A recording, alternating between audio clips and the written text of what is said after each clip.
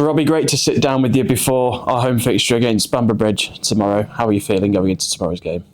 I'm feeling excitement for my players, my staff, for them to have their families here with an opportunity to be crowned champions, the first champions in the whole pyramid system.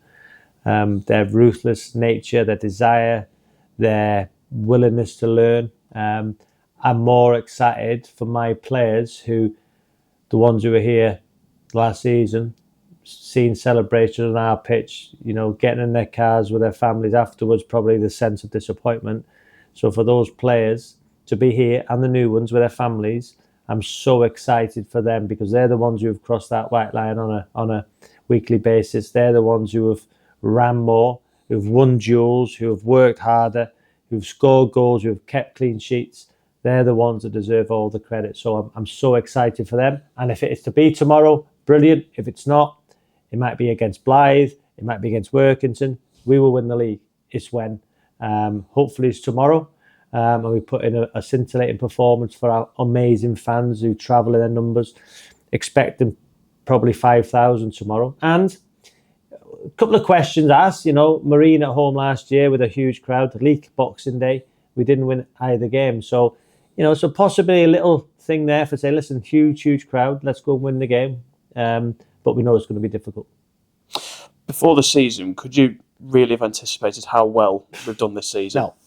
No, I couldn't.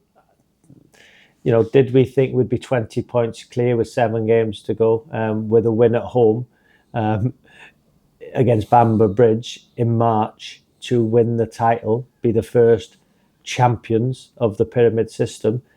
We're on 2.51 points per game. I think it's the most in the pyramid system, which is that's my favourite words, pyramid system, which is quite incredible. And it's testament to those players. It's those players and the way they've been guided by my staff. I did not believe that would be in this situation. We've been consistent all the way through in our performances, and it's the players who deserve all the credit. We've had some key moments, obviously, during the season, but is the one still that particularly highlighted for you? Is it still that game against Worksop on the first game of the season? We've not won the league yet, but I think we will. I rephrase that. We will win the league. And I think the first game against Worksop is the day we won it. I think to go there with all the pressure, all the anger in some, all the scepticism, all the vlogs, all the radio shows, everything. For those players to put in that performance and the celebrations in the change room after was a sense of a huge relief. We lost there last year, so to go and put that marker down early on, Duffy with an unbelievable winner.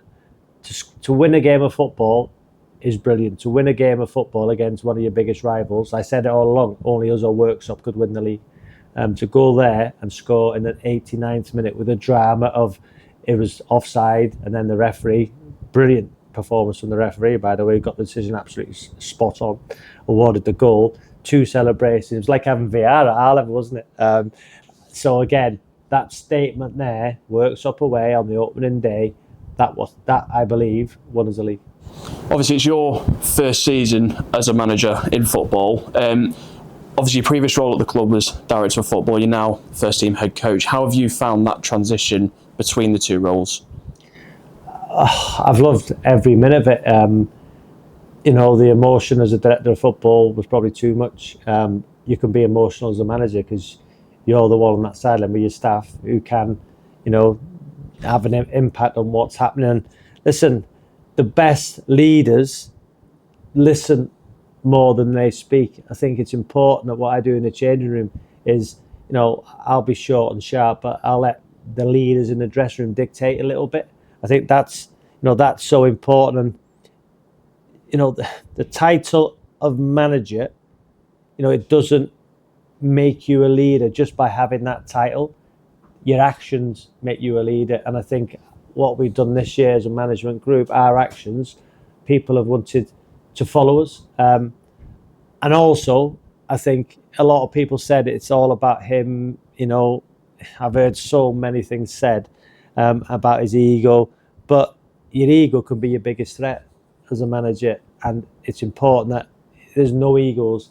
You know, and also you've got to own your mistakes. There's been numerous times when I've said to the players at half-time, if I've got that wrong, I'll own it, I'll accept it. You know, but as long as we're all in this together, we all do it the same. So I've learned so much this season, and I've got things wrong, and I'll own those mistakes. It's not a blame culture here. Never blamed opposition, never blamed the pitches, never blamed referees, never blamed the weather, never blamed anything. When we've lost games of football, we're accountable, you know, and we'll look and dissect and move forward as a group. So again, I've tried to learn this year and grow and, you know, take things on board.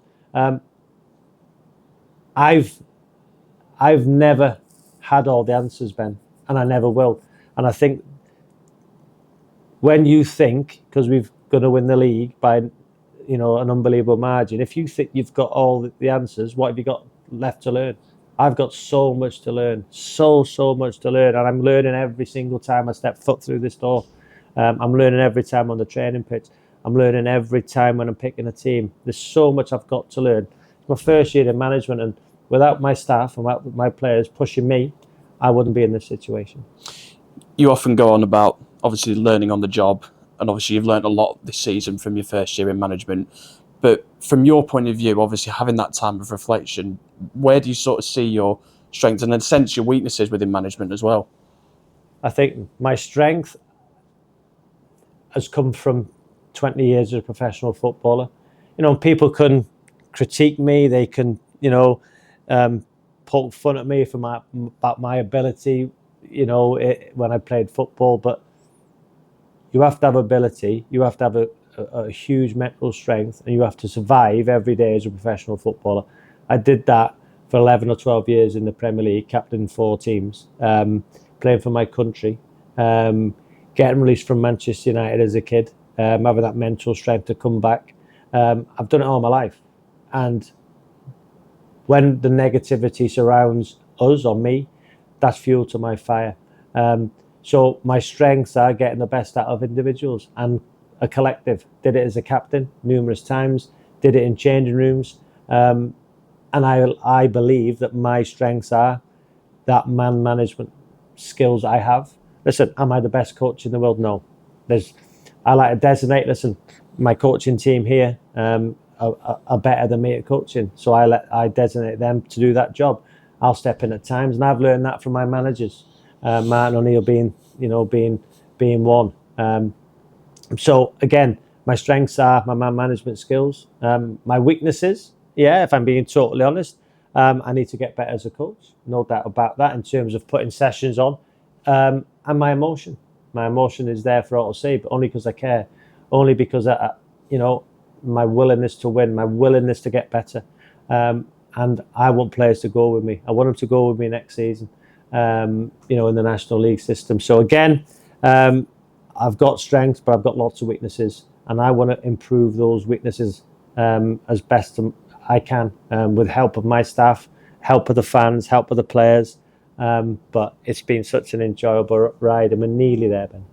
Yeah, of course. And obviously the whole camaraderie of the whole club from the top to the bottom and everyone in between. Obviously, the fans, they're going to have the moment, as well as the players on Saturday. It's the players' moment, the fans' moment. Listen, they're the forefront. The fans at this football club have been through so much, and I get it. I'm a Macclesfield FC fan. And historically, where does this club lie in terms of the pyramid system? Listen, they're 20 years or so Macclesfield Town in the league. Numerous years spent in the National League system or below. So if we can get Macclesfield FC into the National League system within 4 years from starting at step 5 would be a remarkable journey. And the person we all have to thank is Rob Smith. There's no doubt about that. He deserves all the credit for believing in this football club, this community, and me. So again, tomorrow, if it is tomorrow, and it might not be, but it will be at one point in this season, 1 win from 7 we need to secure it. And I suppose tomorrow, a win would be brilliant. If we don't win and Worksop don't win it at Warrington Riders, that's going to be a tough game. you won't feel flat, but you'll want to win it in style. And if Bamber Bridge, who were a very good side, under Millie, they've got them playing brilliant football. They're in a relegation battle. So again, it's important for us that we give everything, as we always do, try and win the game. If we don't, there'll be disappointment, but we'll go again against Blythe and try and win it there. And if we don't win against Blythe, it'll be the next home game. But we will win it at some point. Hopefully it's tomorrow.